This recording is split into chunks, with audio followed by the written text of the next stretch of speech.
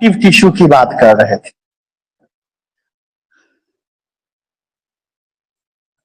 हम लोग का जो टॉपिक था ये था कनेक्टिव टिश्यू,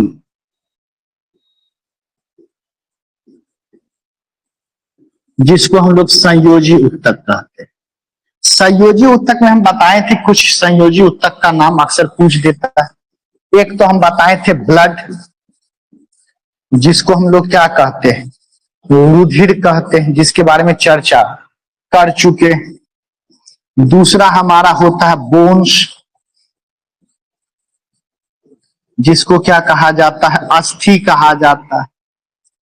तीसरा जो हमारा होता है वो कार्टिलेज, जिसको हम लोग क्या कहते हैं, उपास्थि कहते हैं। इसके बाद बताए थे लिगामेंट,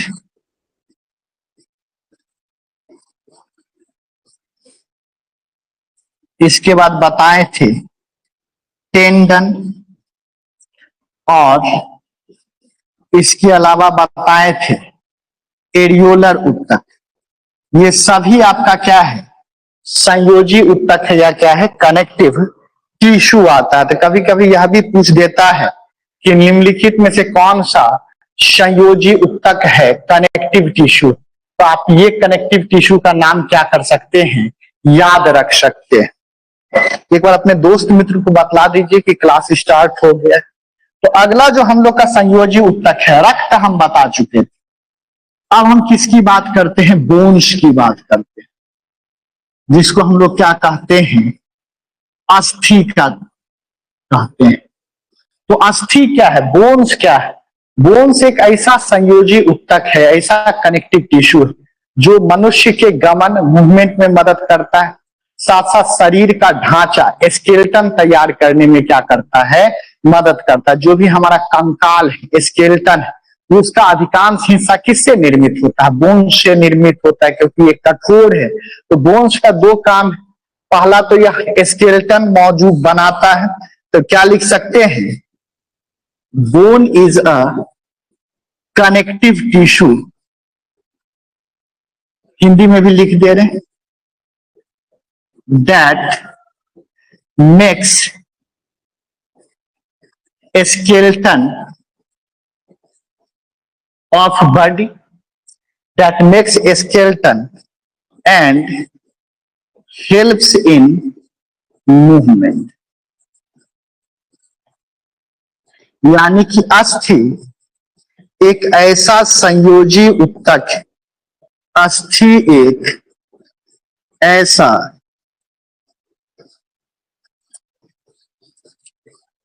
संयोजी ऊतक है जो कंकाल का निर्माण करता है, कंकाल का निर्माण करता है तथा गमन में मदद करता है, गमन में मदद करता है।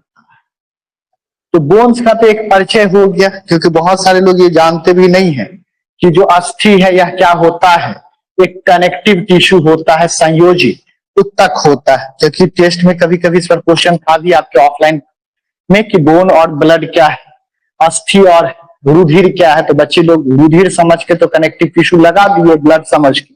बोन अगर अकेला दे देता तो फंस जाता। बताए थे कोई भी संयोजी ऊतक हो उसका दो पार्ट होता है, दो हिस्सा होता है। एक हिस्सा को हम लोग क्या कहते हैं, मैट्रिक्स कहते हैं, और उसमें जो कोशिका मौजूद होता है ये सेल्स है। तो हम बताए थे कि कोई भी कनेक्टिव टिश्यू का दो मेन पार्ट होता है, एक मैट्रिक्स वाला पार्ट, दूसरा सेल वाला पार्ट। अलग अलग मतलब क्या कहते हैं, संयोजी ऊतक में मैट्रिक्स अलग अलग अवस्था में रह सकता है। जैसे रक्त है, रक्त में ये तरल अवस्था में फ्लूइड स्टेट में रहता है।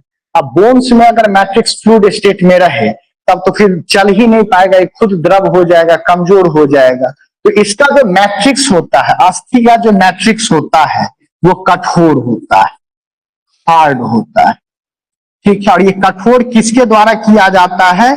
कैल्शियम एवं फास्फोरस की मदद से। कैल्शियम एवं फास्फोरस की मदद से। साथ साथ कुछ रेशा भी, फाइबर्स भी क्या रहता है? मौजूद रहता है, रेशा भी मौजूद रहता है। ठीक है, तो जो अस्थि में जो मैट्रिक्स होता है वो द्रव अवस्था में नहीं होता, वो कठोर होता है। कठोर किसकी मदद से बनाया जाता है?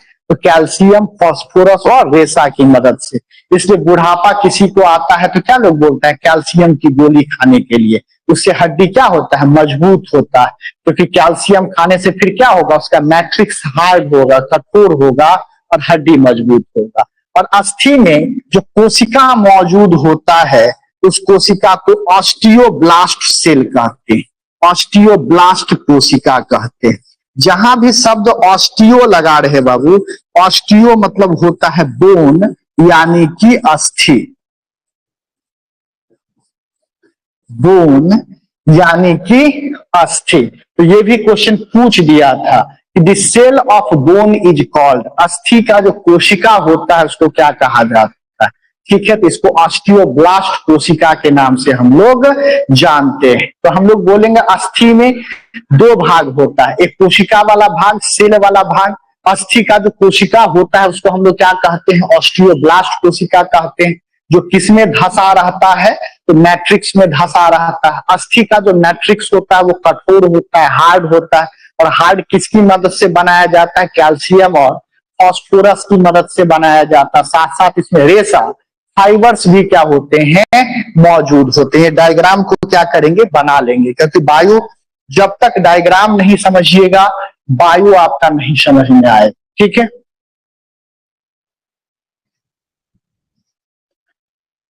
तो लिखते हैं the cell of bone, the cell of bone is called osteoblast से, ऑस्टियोब्लास्ट से। अस्थि के कोशिका को ऑस्टियोब्लास्ट कोशिका कहा जाता है। अस्थि के कोशिका को ऑस्टियोब्लास्ट कोशिका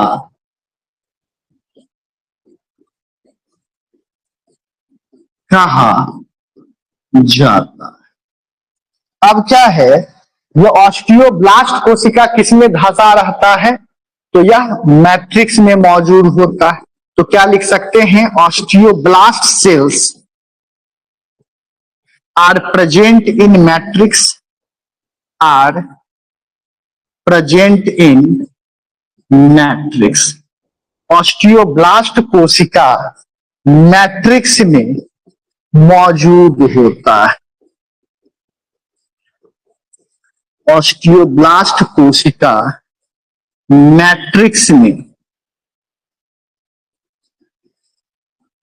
मौजूद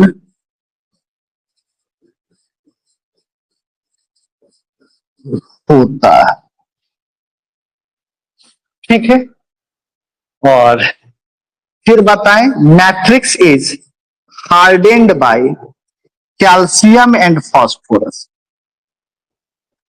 matrix is hardened by calcium and phosphorus, यानी कि मैट्रिक्स को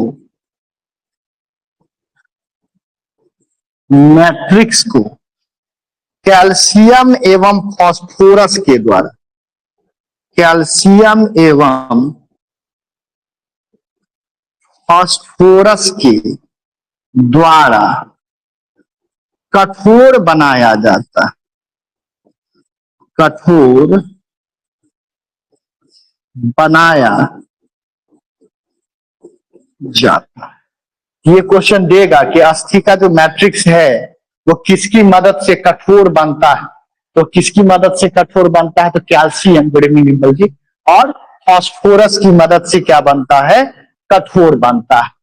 और अगला क्या होगा? Fibres are also present in matrix, क्या लिख सकते हैं? Fibres are also present in matrix. रेशा भी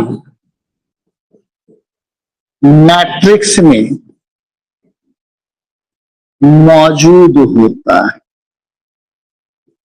मौजूद होता है। ठीक है, ये है आपको बोन हो गया। तो बोन का मेन क्या याद रखना है, इसके सेल को ऑस्टियोब्लास्ट सेल कहते हैं। दूसरा, इसका मैट्रिक्स जो है वो कैल्शियम और फास्फोरस के द्वारा कठोर बनाया जाता है। अब अगला है कार्टिलेज, जिसको कहते हैं उपास्थि। कार्टिलेज, जिसको हम लोग क्या कहते हैं, उपास्थि। देखिए कार्टिलेज क्या है, सॉफ्ट बोन्स जो मुलायम हड्डी होता है उसको कार्टिलेज कहते हैं। जैसे ईयर का पिन्ना, ये वाला भाग, यह क्या है आपका, कार्टिलेज का बना हुआ है। नोज टिप, ये वाला हिस्सा, ये किसका बना हुआ है, कार्टिलेज का। हमारा जो स्पाइनल कोड का जो बाहर वाला कवरिंग है, आवरण मेरुरज्जा का, वह भी किसका बना हुआ है आपका, तो कार्टिलेज का बना हुआ। तो सॉफ्ट बोन्स को हम लोग क्या कहते हैं, कार्टिलेज कहते हैं। तो सॉफ्ट बोन्स या कार्टिलेज इज सॉफ्ट बोन, ऐसे लिख दीजिए। Cartilage is a soft bone. उपास्थि एक मुलायम अस्थि है। उपास्थि एक मुलायम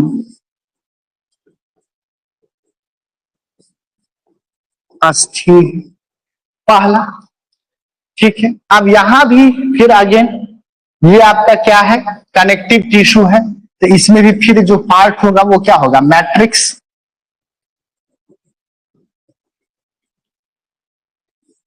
ये क्या होगा, मैट्रिक्स। और दूसरा इसमें क्या मौजूद होगा, सेल्स मौजूद होगा। सब कनेक्टिव टिश्यू का वही हाल होगा, एक मैट्रिक्स वाला पार्ट होगा और दूसरा सेल वाला पार्ट होगा। इसमें जो आपको सेल पाया जाता है, इस सेल को कॉन्ड्रोब्लास्ट सेल कहते हैं। कॉन्ड्रोब्लास्ट कोशिका कहते हैं। जैसे बोन था, बोन में जो सेल था उसको क्या कहते थे, ऑस्टियोब्लास्ट कोशिका। कार्टिलेज में जो सेल होगा उसको क्या कहा जाता है, कॉन्ड्रोब्लास्ट कोशिका कहते हैं। और इसका जो मैट्रिक्स होता है इसको भी हार्ड बनाया जाता है, किसकी मदद से, फास्फोरस की मदद से प्लस प्रोटीन की मदद से। लेकिन इसका जो मैट्रिक्स है वो अस्थि के तुलना में थोड़ा कम कठोर होता है। ठीक, अस्थि ज्यादा क्या होता है, कठोर होता है। तो अस्थि के तुलना में ये हल्का कम कठोर है। तब तो ये देखिए फ्लेक्सिबल है, मुड़ जा रहा है, नहीं तो मुड़ भी नहीं पाता। तो बेसिकली यहाँ पे कार्टिलेज से क्या याद रख लेना है कि कार्टिलेज का जो कोशिका होता है उसको हम लोग क्या कहते हैं, कॉन्ड्रोब्लास्ट कोशिका के नाम से हम लोग जानते हैं।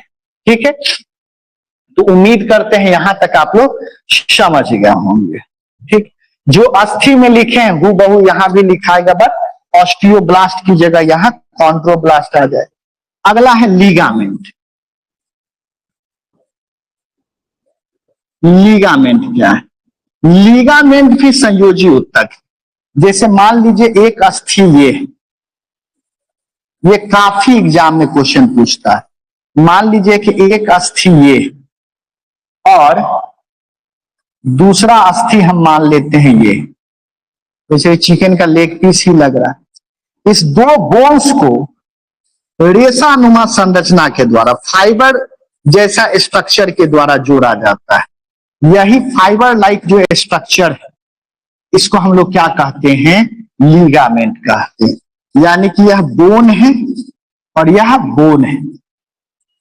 तो वैसा संयोजी उत्तक जो दो अस्थियों को जोड़ता है उसको हम लोग क्या कहते हैं, लीगामेंट कहते हैं। काफी महत्वपूर्ण है, ये याद रखिएगा। तो क्या लिख सकते हैं कि ligament is a connective tissue, connective tissue that joins two bones। तो हम क्या लिख सकते हैं, लीगामेंट संयोजी उत्तक है, लीगामेंट एक संयोजी उत्तक है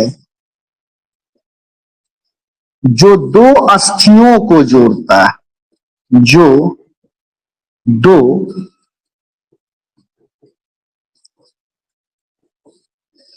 अस्थियों को जोड़ता है। ठीक है, नोट कर लेंगे। तो दो अस्थियों को जोड़ने का काम कौन करता है, लीगामेंट करता है। ठीक है, ये कई दफा क्वेश्चन पूछता है और लोग क्या होते हैं, भूल जाते हैं। और लीगामेंट का स्ट्रक्चर कैसा होता है, फाइबर लाइक स्ट्रक्चर, रेशानुमा संरचना होता है। तो हम क्या लिख सकते हैं, ligament has fiber like structure, यानी कि लीगामेंट का रेशानुमा संरचना होता है, लीगामेंट का रेशानुमा संरचना होता है। ठीक है, अब एक और होता है जिसको टेंडन कहते हैं, लीगामेंट, और दूसरा हमारा क्या होता है, टेंडन। ये क्या है, जैसे मान लीजिए कि ये अस्थि, या मान लेते हैं बोन, इसके ऊपर मसल, इसके ऊपर मान लेते हैं मांस। ये वाला हिस्सा हमारा क्या है, मान लेते हैं ये मसल है, मांस है, और अंदर जो दिख रहा है ये हमारा क्या है, बोन है, जिसको हम लोग क्या कहते हैं, अस्थि कहते हैं। तो मांस को अस्थि से जो जोड़ के रखता है इस प्रकार से, वैसा संयोजी उत्तक जो मांस को अस्थि से जोड़ता है उसको हम लोग क्या कहते हैं, टेंडन के नाम से जानते हैं। तो वैसा संयोजी उत्तक जो मांस को अस्थि से जोड़े रखता है उसको क्या कहा जाता है, टेंडन कहते हैं। ठीक है, तो क्या लिखेंगे, connective tissue that binds muscle with bone, binds muscle with bone is called tendon। यानी कि वैसा संयोजी उत्तक, वैसा संयोजी उत्तक जो मांस को अस्थि से जोड़ता है, अस्थि से जोड़ता है, उसे टेंडन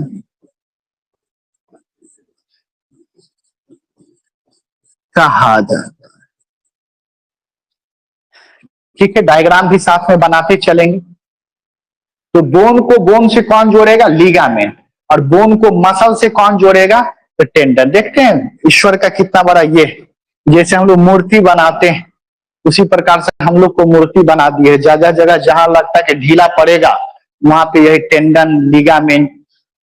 सचिन तेंदुलकर को महान क्यों कहा जाता है, उनका लीगामेंट टूटा हुआ था। किसी का लीगामेंट टूट जाता है ना, बहुत ज्यादा पेन होता है, सीवियर पेन होता है, उसमें वो क्रिकेट खेलना नहीं छोड़े। ठीक है, उनको डॉक्टर बोल भी दिया था कि आपका लीगामेंट जगह जगह पर टूट गया है, अब आप कभी भी लाइफ में क्रिकेट नहीं खेल सकते। उसके बावजूद भी वो पिच पे आके क्रिकेट खेलते थे। सोचिए उस पेन में। आजकल हम लोग को थोड़ा सा सर दर्द हो जाता है, पांव दुखने लगता है, तो क्लास आना छोड़ देते हैं, क्लास अटेंड करना छोड़ देते हैं, तरह तरह का बहाना लगाने लगते हैं कि सर फट रहा है, आंख दुख रहा है, पांव में दर्द है, हमसे पढ़ा नहीं जाएगा। भाई ऐसा ही कोई महान नहीं बनता है, असीमित दर्द को झेलना पड़ता है तभी लोग महान बनता है। तो कैसे हम लोग एक्सपेक्ट कर ले कि बीपीएससी निकल जाएगा, यूपीएससी निकल जाएगा? क्या थोड़ा सा सर दर्द में जब अपने काम को हम लोग छोड़ देते हैं। तो ये टेंडन हो गया। अगला जो है इसको एरियोलर टिश्यू कहते हैं, एरियोलर टिश्यू, जिसको अवकाशी ऊतक, जहां तक हमको ध्यान है, इसको क्या कहा जाता है? अवकाशी ऊतक। अवकाश मतलब गैप, रिक्त स्थान। अवकाश मतलब छुट्टी, जानते हैं ना? यहाँ अवकाश मतलब क्या होता है?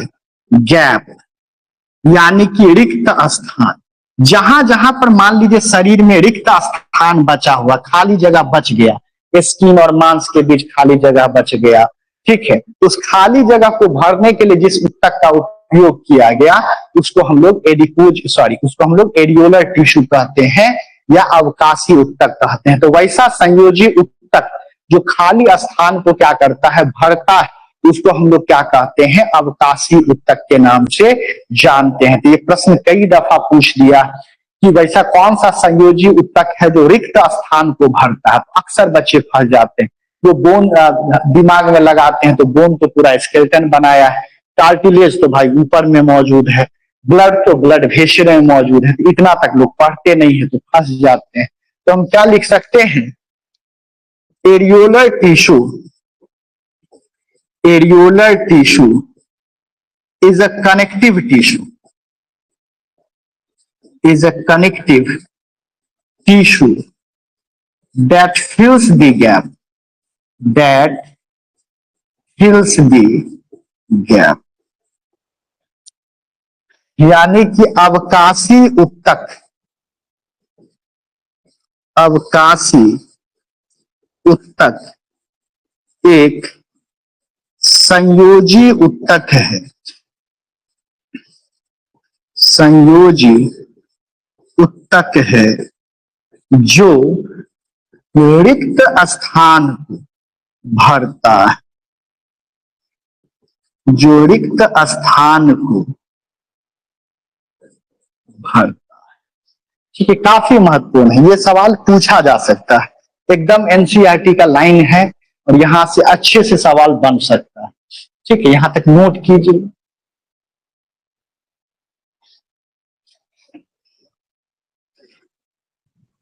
ठीक है, अब जब ये वैसे कभी कभी इसमें वसा जम जाता, फैट जम जाता है, तो वैसे ऊतक को एडिपोज ऊतक कहते हैं। तो एडिपोज ऊतक क्या करता है? यह वसा को क्या करता है? भंडारित करता है। तो यह भी लिख लीजिएगा, एडिपोज टिश्यू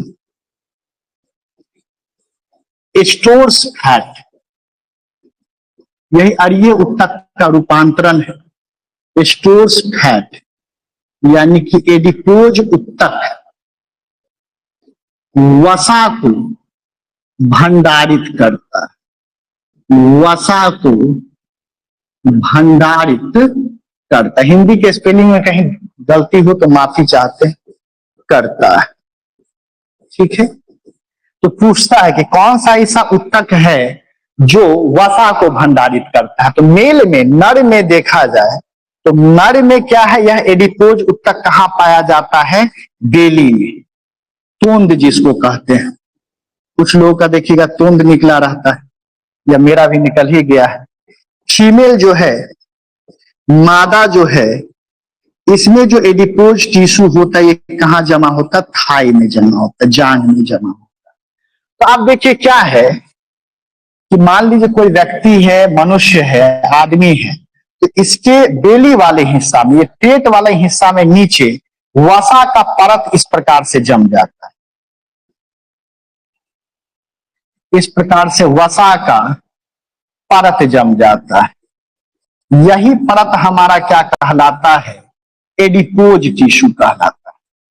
अब जी वसा का परत हमारे शरीर में, तोंद में, पेट में जमा हो जाता है, इससे हानि क्या है? तो हानि क्या है कि जब हम लोग चलते हैं तो शरीर में जो उष्मा उत्पन्न होगा, ये शरीर का उष्मा बाहर निकल ही नहीं पाएगा, क्योंकि एडिपोज ऊतक जो है यह किसकी तरह कार्य करता है?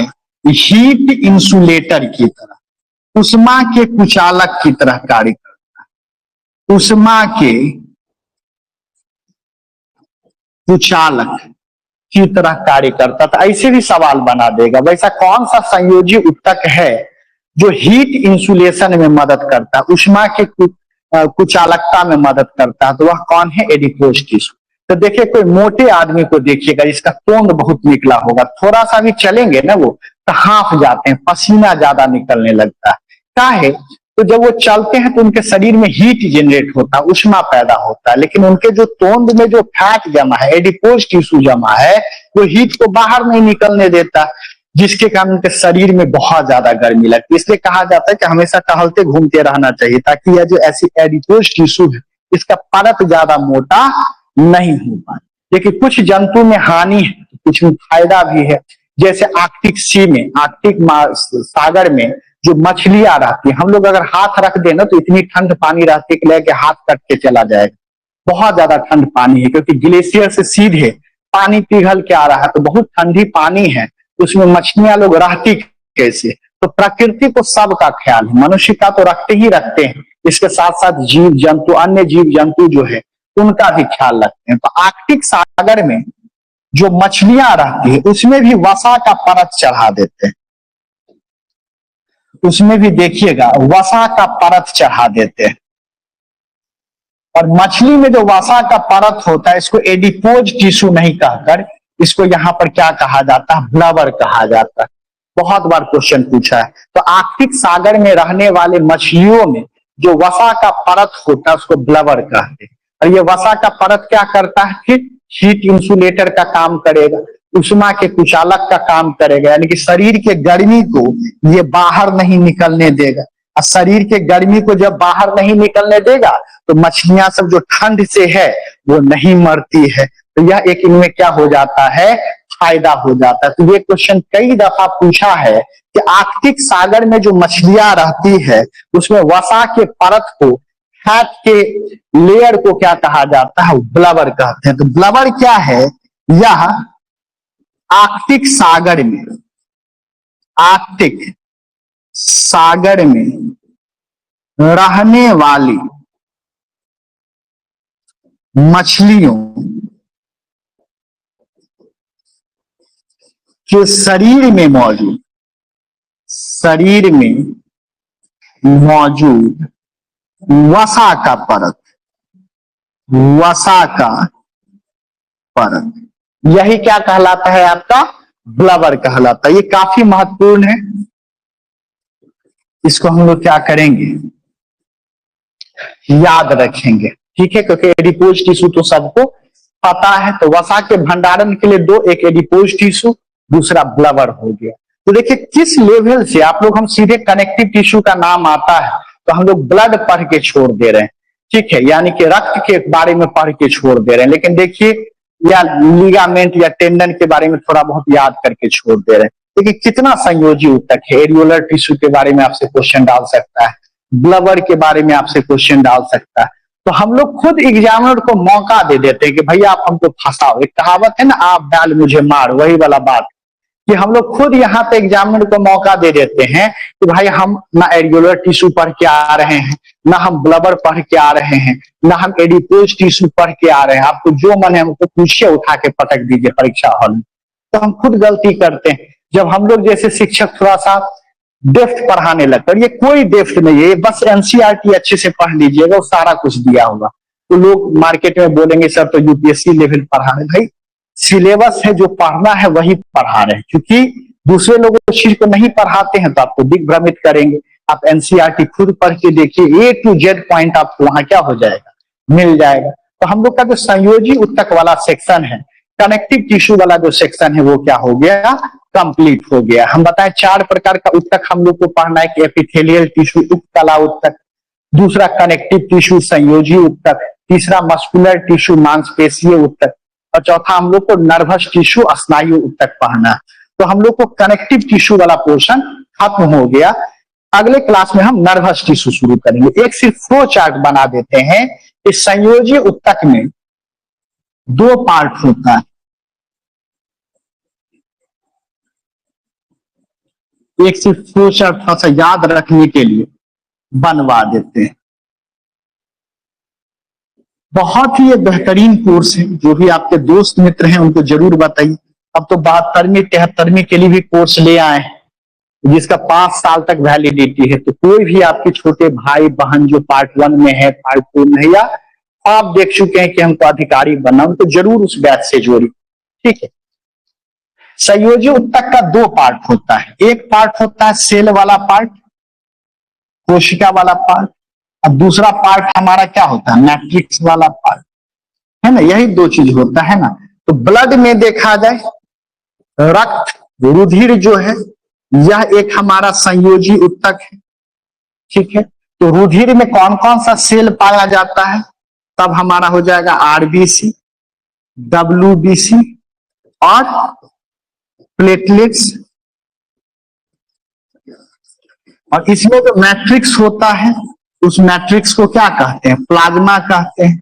अब प्लाज्मा किस अवस्था में रहता है, तो फ्लूइड द्रव अवस्था में रहता है, अगर ब्लड की बात करें तो। दूसरा हम बताएं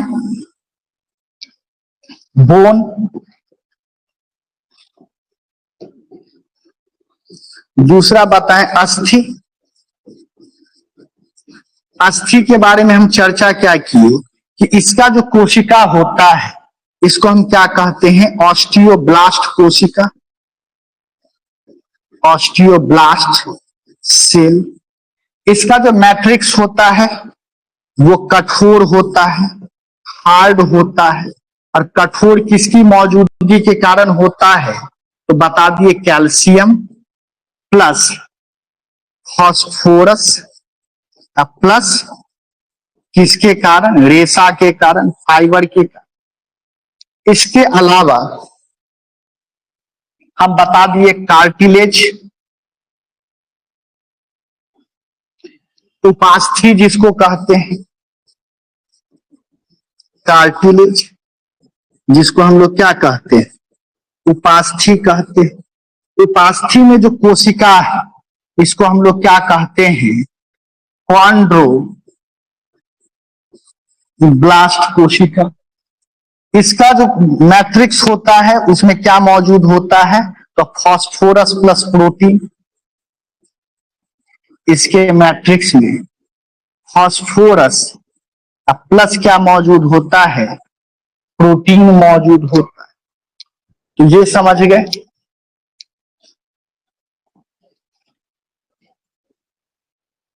ठीक है। अब देखिए एक और चीज बताएं, एक डायग्राम से बता दिए कि ये अस्थि है, दूसरा ये मान लीजिए अस्थि, इसके ऊपर मांस है।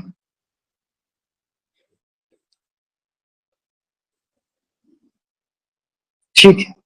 तो बताएं क्या कि 2 अस्थि को जो जोड़ रहा है, ये हमारा क्या हो गया, लिगामेंट। ठीक है।